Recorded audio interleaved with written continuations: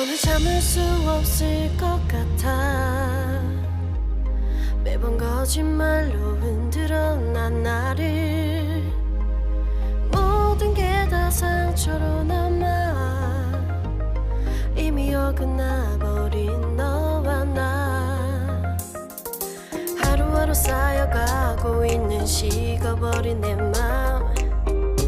이제 내겐 이 자리는 없어. 돌이킬 수도 없어. 지쳐가나 봐 내가. Bye bye bye leave me by. There's no reason why. Bye bye reason why.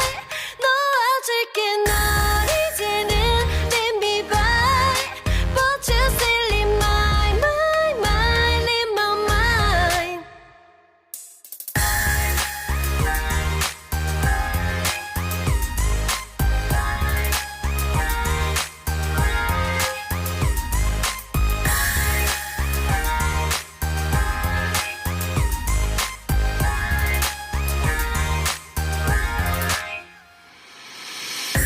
흘렀었던 눈물이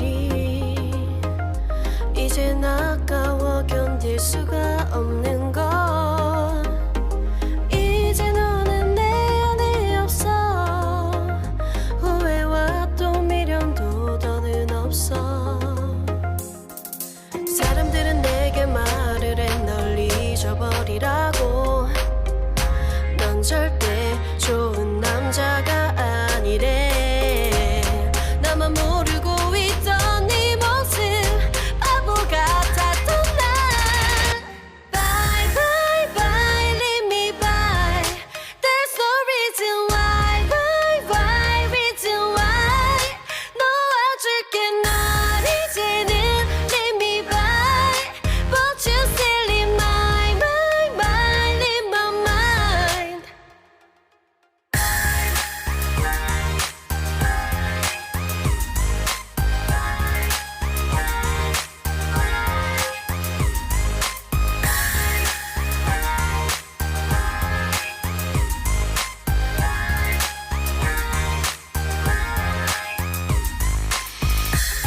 영원할 것만 같았던 그때의 너와 내가 다시 시작한다면 바뀌었을까. 그럴 리 없겠지. 넌 또 항상 내게 lie lie lie lie lie. Bye bye bye leave me by. There's no reason why. Bye bye reason why. 놓아줄게 널 이제는 leave me by. Bismillahirrahmanirrahim. Assalamualaikum warahmatullahi wabarakatuh.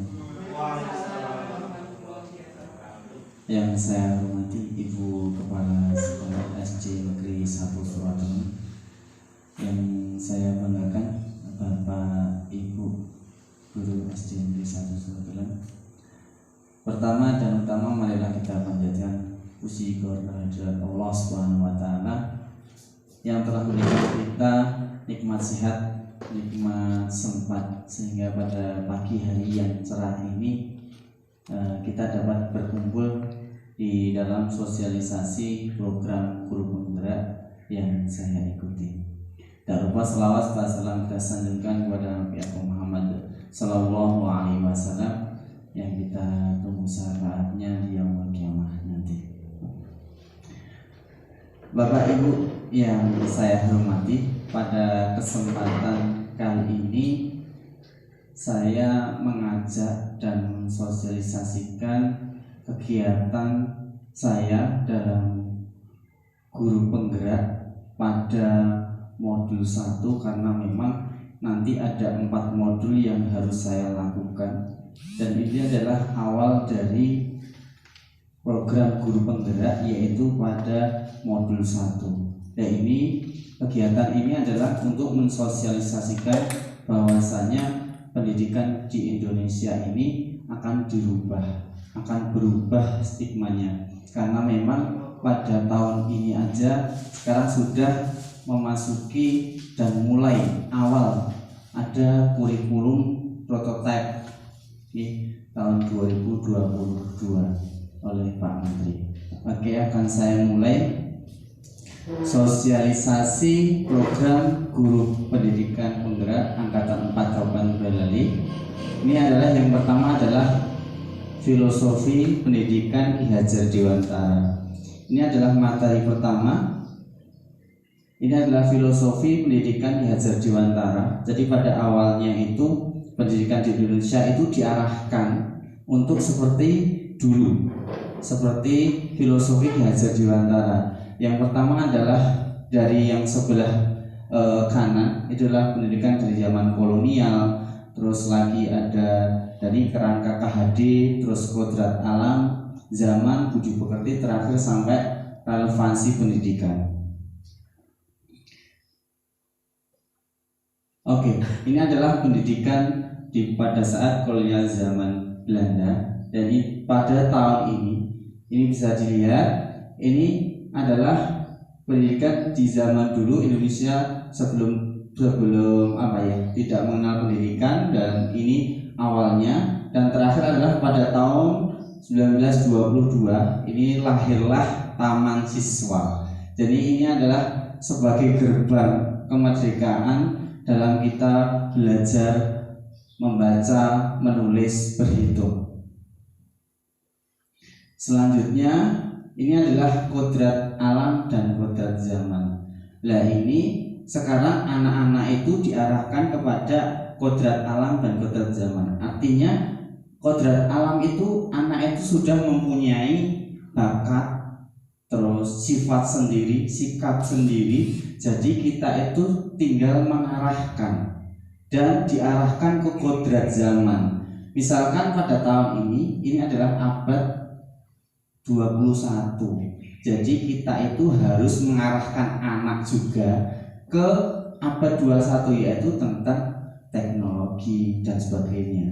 Jadi pengajaran kita tidak seperti yang dulu, akan tapi kita akan merubahnya dari yang dulu biasa sekarang menjadi IT, karena memang HP dan sebagainya itu harus kita pelajari dan sebagainya. Apalagi kemarin kita sudah menggunakan WhatsApp group, terus ada tugas-tugas dari internet dan sebagainya. Itu adalah pemulaian yang bagus.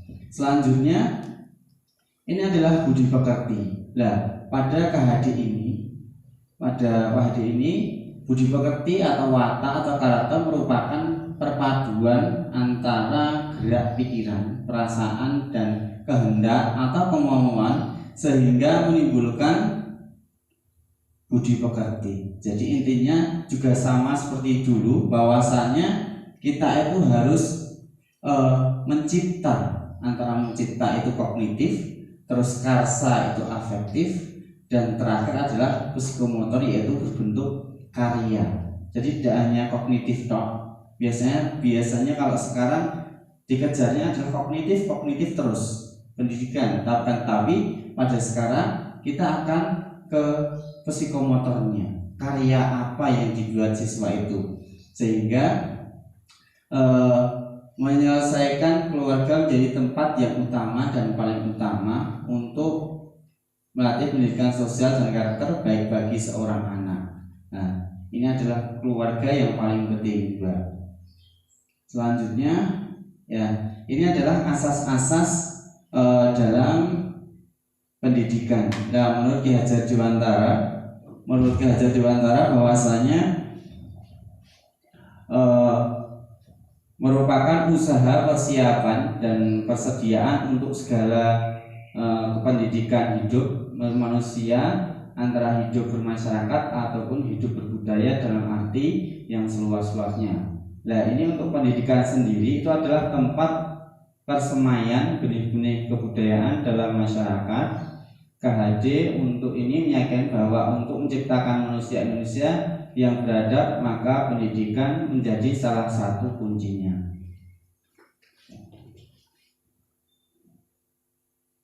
Nah, ini adalah dasar-dasar dari pendidikan KHD, yaitu yang menjelaskan bahwasanya pendidikan menuntun segala kodrat yang ada pada anak agar mereka dapat mencapai keselamatan dan kebahagiaan yang setinggi-tingginya baik secara manusia maupun sebagai anggota masyarakat.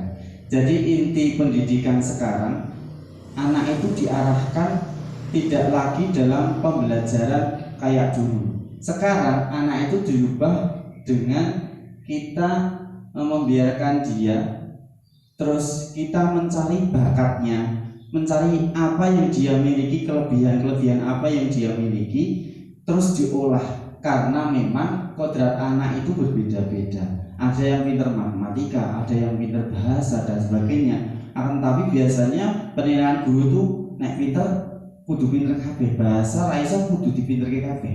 Enggak, karena memang bakat anak itu sendiri-sendiri. Jadi tidak bisa memilih anak terus memaksa anak bahwasanya harus pintar semua. Tidak, karena memang kodratnya sendiri-sendiri. Terus kegiatan pendidikannya ini bertujuan untuk anak itu nantinya bisa berdikari, mandiri dan bisa hidup bermasyarakat. Jadi tidak lagi masalah kognitif terus, akan tapi kita membuat sebagai guru sebagai fasilitator, penyemangat agar anak itu mau berkarya, mau bisa berjuang sendiri, nanti bisa mengetahui bakatnya, bisa nanti untuk nanti masa depannya. Jadi tidak keliru dalam memilih keyakinan hidupnya nanti.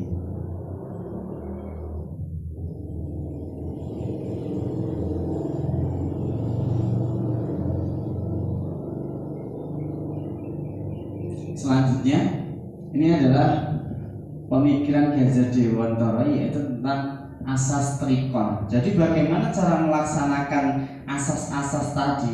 Yang pertama adalah konvergen, dan ini artinya pengembangan yang dilakukan harus berkesinambungan, dilakukan secara terus-menerus dengan perencanaan yang baik. Jadi kalau guru itu memberikan tugas, jadi harus berkesinambungan. Misalnya kita ada di awal itu ada di membaca Asmaul Husna, itu harus terus-menerus karena itu termasuk perilaku yang baik. Jadi harus terus-menerus konvergen.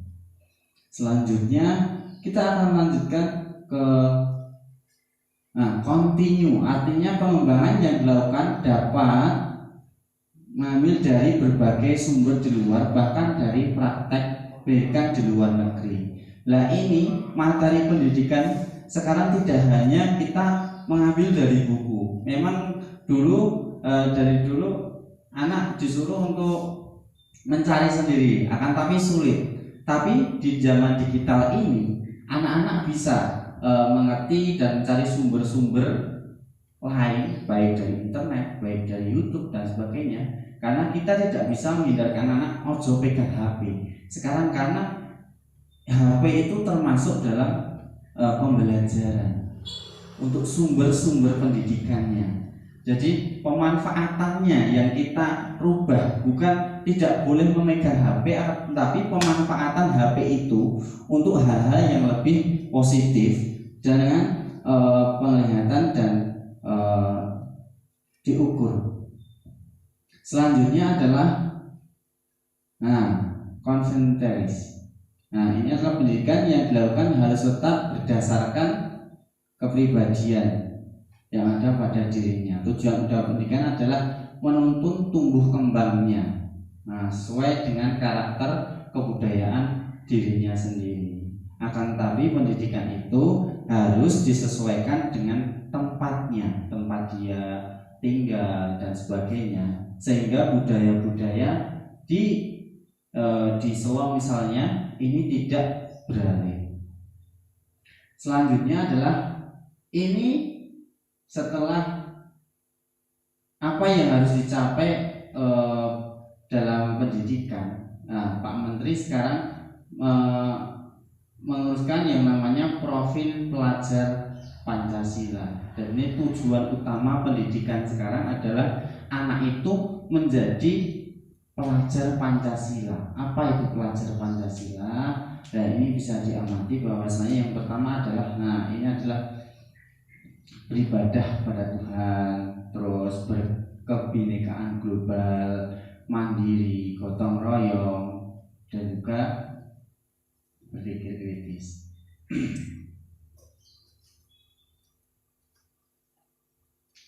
Nah, ini untuk menumbuhkan profil Pancasila pada beriman dan beragama Maha Esa, dimulai dari pemberian arahan, pembiasaan siswa yang berada di rumah ataupun lingkungan masyarakat. Nah, ini sudah kita lakukan. Selanjutnya yang kedua adalah kebinekaan global. Nah, kebinekaan tunggal ini diharapkan siswa itu dapat menjaga kebudayaan luhur, lokalitas dan identitas serta berpikirkan atau ketika berinteraksi dengan budaya.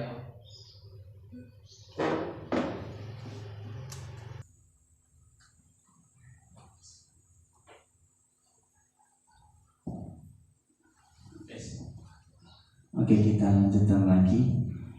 Sekarang kita akan masuk ke mandiri. Nah, ini untuk mandiri ini siswa untuk melatih kemandirian siswa di sekolah dibentuk kegiatan ekstrakurikuler yang memang untuk melatih kemandirian siswa seperti ekstrakurikuler pramuka, paskibra dan sebagainya. Tetapi biasanya kalau di SD itu pramuka dan sebagainya itu ya. Lanjutnya, nah ini adalah gotong royong. Nah ini gotong royong ini karakteristik atau budaya Indonesia yang harus kita jaga. Nah ini ada gotong royong dan saling menghormati pada anak terus guru merupakan dalam kegiatan pembelajaran sehari-hari. Jadi dibiasakan untuk bersih-bersih lingkungan, bersih-bersih di sekolah itu termasuk gotong royong, baik itu dilakukan oleh siswa dengan guru, dengan penjaga dan sebagainya.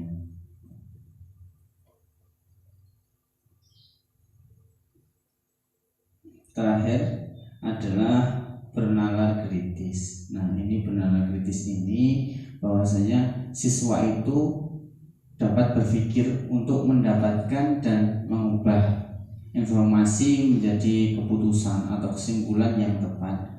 Hal ini dapat bisa diajarkan tetapi membutuhkan waktu lebih lama. Oleh karena itu, siswa perlu dilatih dan dilaksanakan untuk berpikir kritis. Setiap pembelajaran di sekolah diterapkan dapat menyebabkan kecakapan hidup dan meningkatkan kemampuan berpikir kritis siswa. Ini adalah tujuan pendidikan sekarang.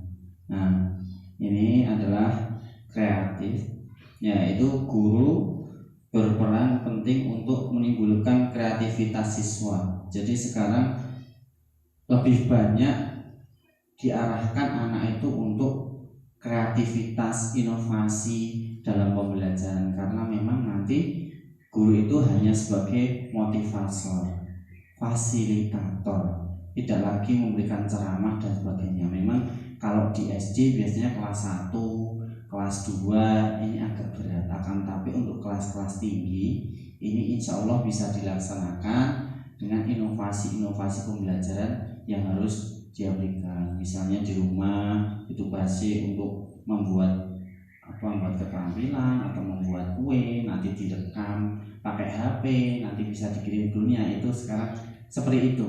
Jadi dirubah mindsetnya. Nah, ini adalah nilai-nilai guru. Nah, nilai-nilai guru apa yang harus kita miliki? Yang pertama adalah guru itu sebagai teladan, teladan yang baik bagi siswanya. Yang kedua, guru itu mengembangkan media pembelajaran yang kreatif dan inovatif. Biasanya sekarang itu guru ceramah dari dulu, akan tapi karena sekarang sudah berubah, maka monggo kita akan merubahnya sedikit-sedikit sebelum kita ke kurikulum baru prototipe tahun 2022, yakni bahwasanya nanti siswa SD misalnya itu diberikan keterampilan dalam belajar komputer dan sebagainya.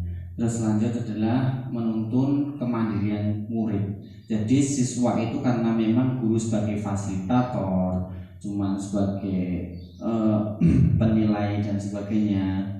Ini mandirian siswa ini yang diharapkan, baik tugasnya apapun sebisanya dia.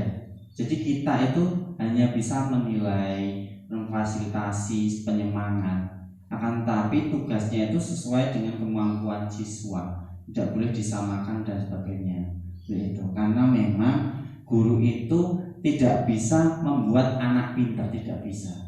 Tapi anak itu bisa kita pintarkan. Jadi dengan cara kita.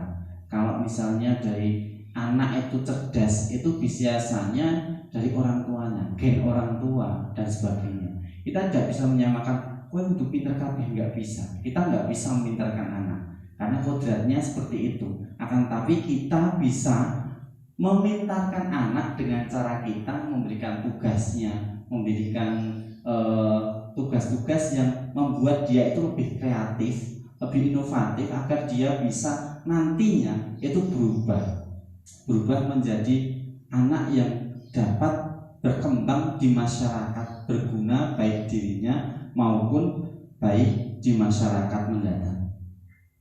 Terakhir adalah memfasilitator, inovator, dan membangun komunitas antar sesama teman sejawat. Nah, ini penting sekali.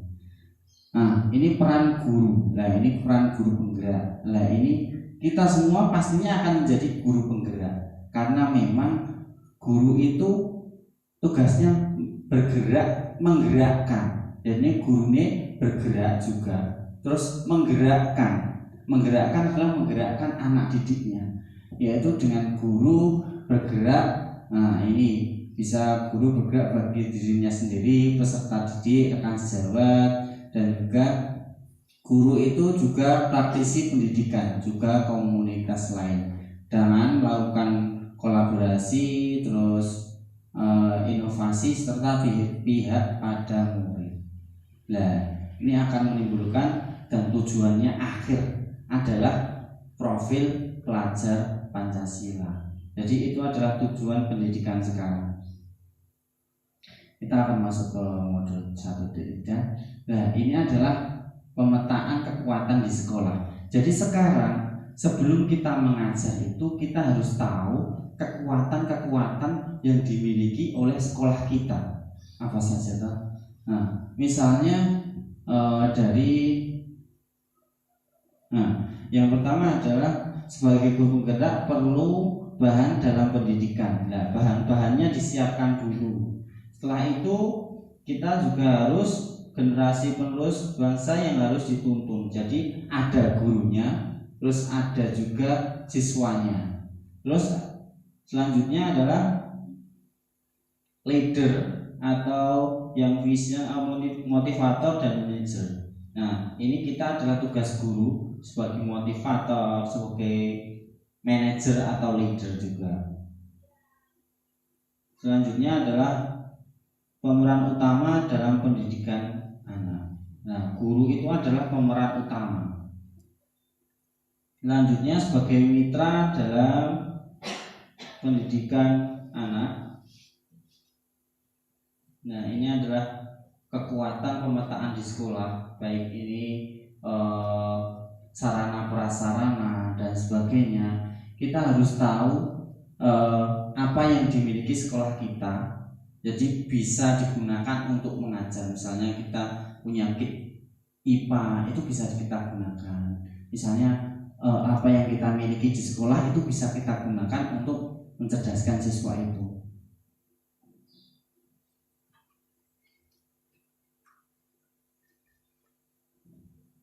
Nah, ini adalah yang dikenal dengan Bagja. Nah, sekarang ini caranya bagaimana untuk pembelajaran yang baik. Jadi yang pertama adalah B, buat pertanyaan dulu. Apa yang dirubah anak itu, dirubah apanya dulu. Terus kita ambil pelajarannya. Setelah ambil pelajaran, sekarang gali mimpi. Gali mimpi itu adalah apa yang kita capai nanti, agar siswa itu yang diambil apanya. Misalnya keterampilannya, kita ambil keterampilannya, gali mimpinya. Nah, setelah itu J. Nah, setelah itu adalah A. A adalah atur eksekusinya. Terakhir adalah di dieksekusi. Kita tahu permasalahannya, apa yang ada kekurangan-kekurangan. Setelah kita itu adalah eksekusinya terakhir. Nah, sekarang kita akan masuk ke budaya positif.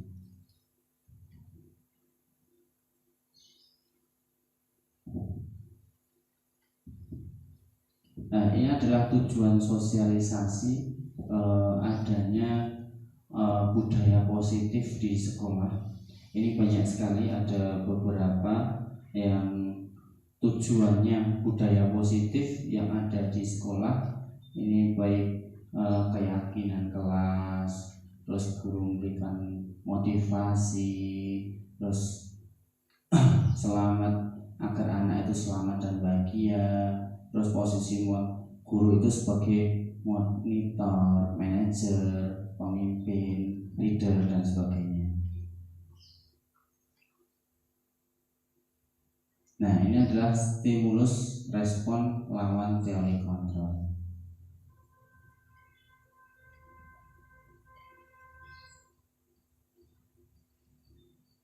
Nah, ini bisa dilihat di atas bahwasanya stimulus respon ini ada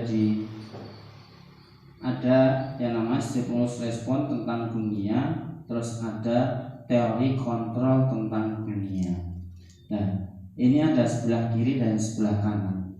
Yang sebelah kanan misalnya adalah realitas atau kebutuhan yang kita sama. Akan tetapi realitas tentang dunia itu realitasnya kita berbeda. Ada yang butuh ini, ternyata realitasnya yang dibutuhkan orang lain berbeda juga. Terus stimulus respon tentang dunia lagi, misalnya semua orang melihat hal itu sama, guru itu melihat semuanya itu sama muridnya, akan tapi setiap orang memiliki gambaran berbeda-beda.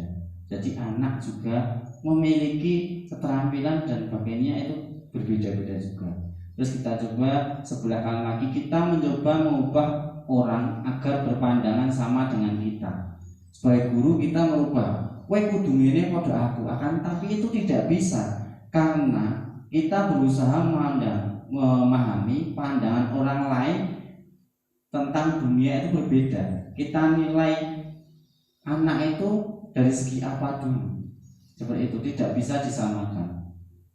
Terus lanjut, perilaku buruk dilihat sebagai suatu kesalahan, akan tapi semua perilaku itu bertujuannya sama, itu bertujuannya baik. Pasti ada kesalahan dulu, setelah itu kita akan memperbaikinya. Selanjutnya orang lain bisa mengontrol saya, hanya Anda yang bisa mengontrol diri Anda. Jadi yang misalkan guru itu pokoknya bisa mengontrol semuanya, kan tapi tidak, karena yang mengontrol dirinya adalah dirinya sendiri. Terus saya bisa mengontrol orang lain, kan tapi Anda tidak bisa mengontrol orang lain. Terus terakhir, pemaksaan Anda pada saat rujukan gagal. Terus yang hasilnya adalah kolaborasi dan konsentrasi menciptakan pilihan-pilihan baru.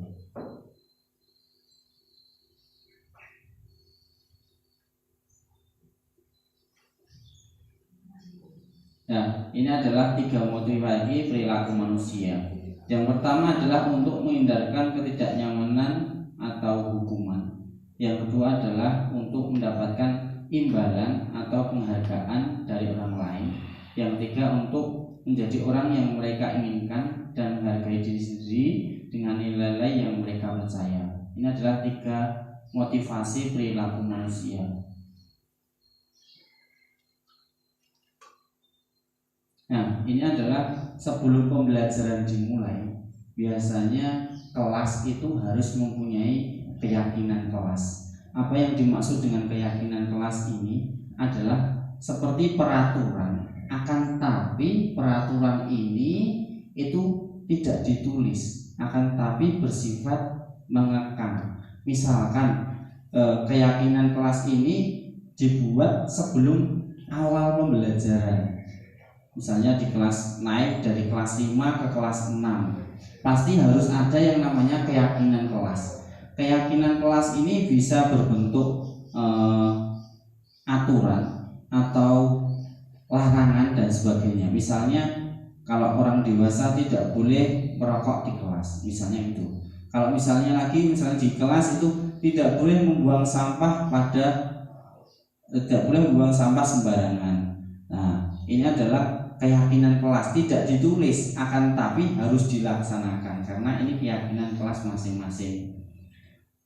Tidak mengerjakan PR harus ada kayak gini dan sebagainya, itu adalah termasuk keyakinan kelas. Ya, ini contohnya adalah suatu berpikir positif, terus berkomitmen terhadap setiap tugas, senantiasa saling membantu. Ada anak yang kesulitan nanti juga dibantu oleh temannya.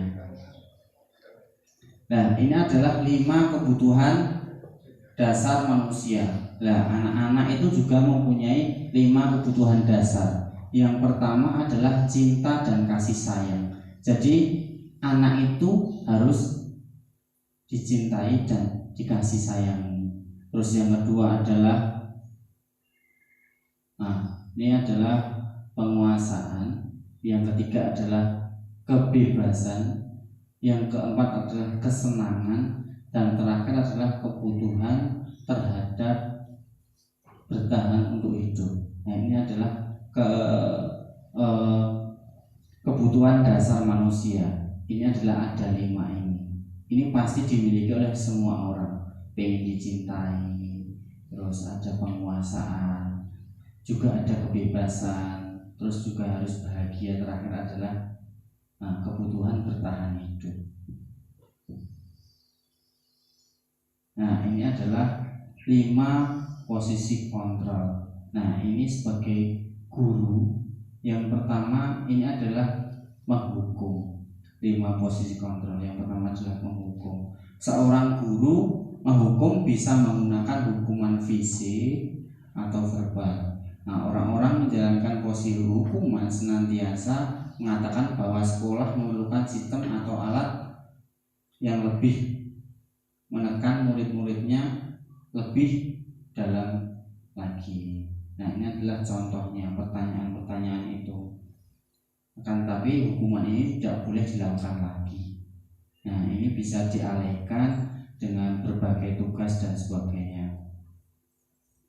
Yang kedua adalah membantu orang lain merasa bersalah. Jadinya membuat orang lain merasa bersalah. Jadi sekarang anak-anak itu tidak lagi dibuat kamu salah, kamu harus kayak gini, enggak. Akan tapi kita itu harus membuat dia merasa bersalah. Misalnya itu ada kata-kata yang bisa keluar dengan lembut akan seperti misalnya, ibu sangat kecewa sekali dengan kamu. Dan ini jadi kan membuat anak itu merasa bersalah, bukan mengejas kue salah, enggak. Akan tapi dengan kata-kata lembut dan sebagainya. Terus berapa kali bapak harus memberitahu kamu ya. Kayaknya adalah yang diambil adalah perasaan nih, bukan lagi kamu salah. Jadi tidak menakuti dia, akan tapi dia dibuat untuk merasa bersalah. Nah, yang ketiga,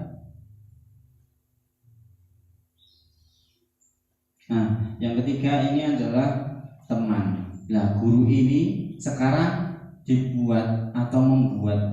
Kalau dulu guru ditakuti, akan tapi sekarang guru itu akan menjadi teman, misalnya teman ngobrol dan sebagainya.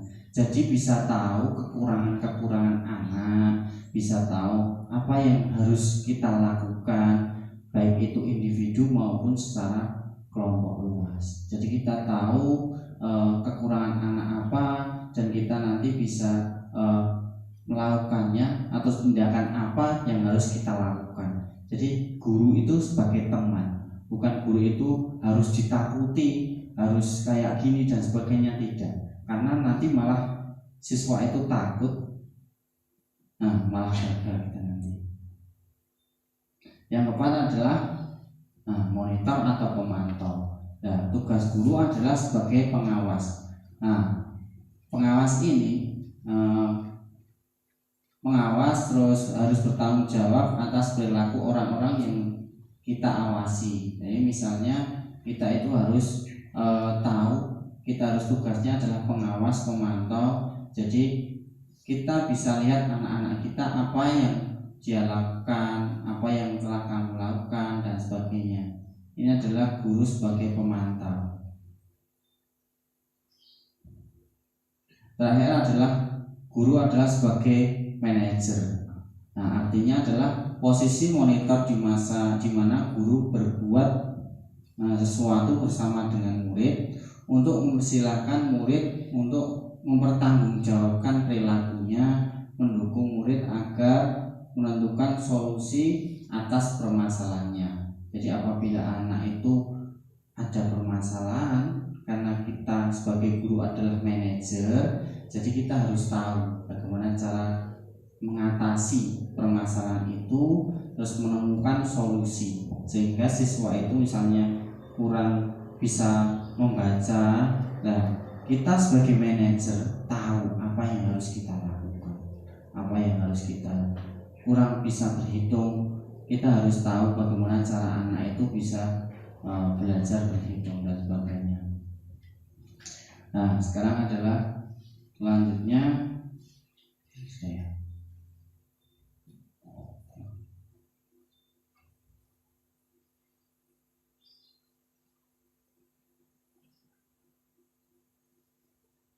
ini adalah terakhir. Ini adalah segitiga restitusi. Ini adalah bagaimana cara kita, alur kita dari tadi sebagai guru memberikan keyakinan pada kelas, terus mengetahui kekurangannya, terus aksinya apa.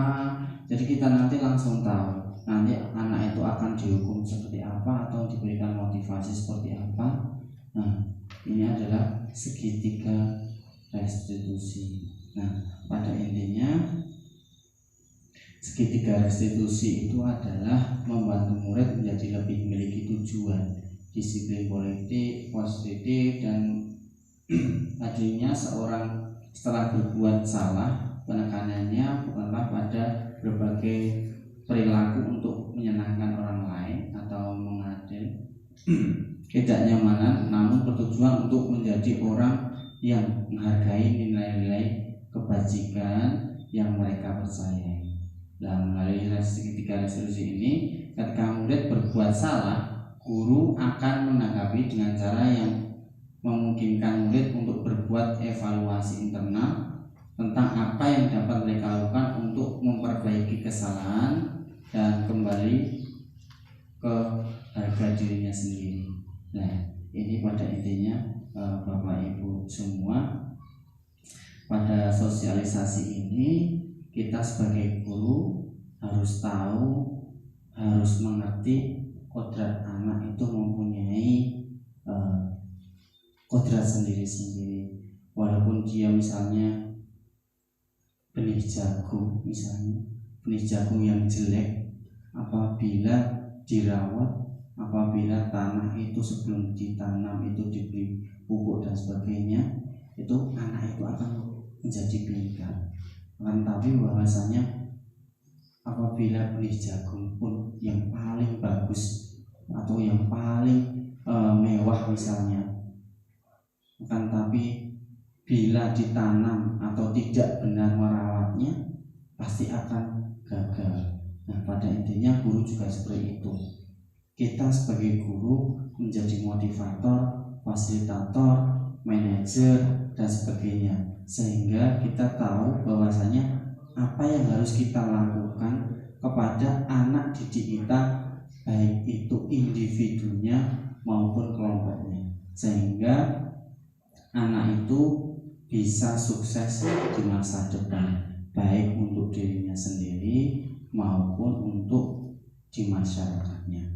Nah, demikian adalah sosialisasi dari saya. Kurang lebihnya saya mohon maaf apabila ada perkataan atau perbuatan saya yang kurang berkenan. Saya mohon maaf. Bila taufiq wal hidayah. Assalamualaikum warahmatullahi wabarakatuh.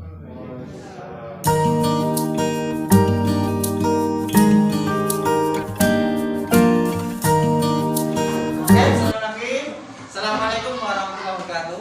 Waalaikumsalam warahmatullahi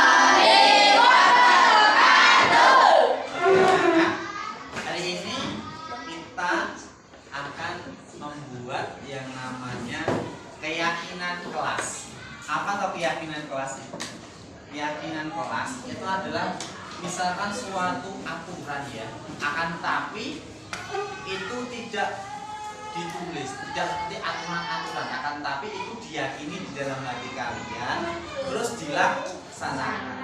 Makanya pada hari ini saya ingin kalian membuat keyakinan di dalam kelas ini. Apa saja keyakinannya silakan kalian bebas menulis. Kita sepakati nanti kita akan membuat keyakinan kelas itu menjadi aturan yang ada di kelas tapi tidak tertulis, akan tapi harus dilaksanakan. Ya, namanya adalah Ahmad.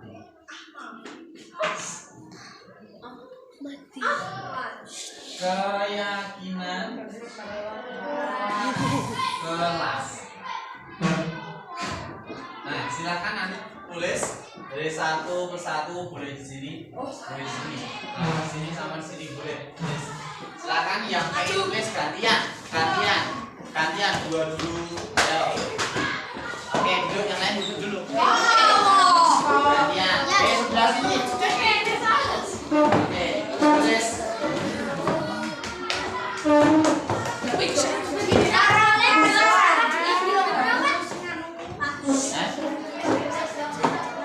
Boleh, tidak boleh buang sampah di kelas ya? Boleh? Dilarang pacaran di dalam kelas. Itu lengkapnya dulu di dalam kelas loh ya. Ayo duduk dulu ya.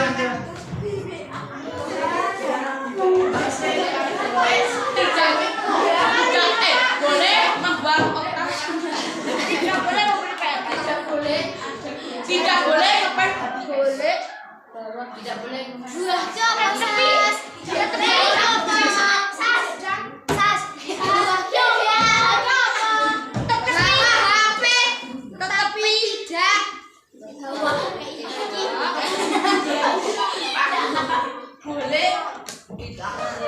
tidak boleh membawa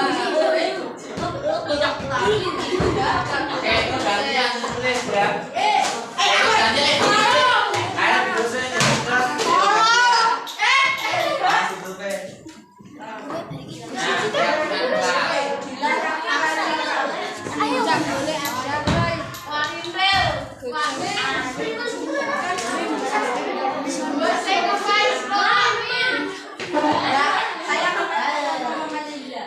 acting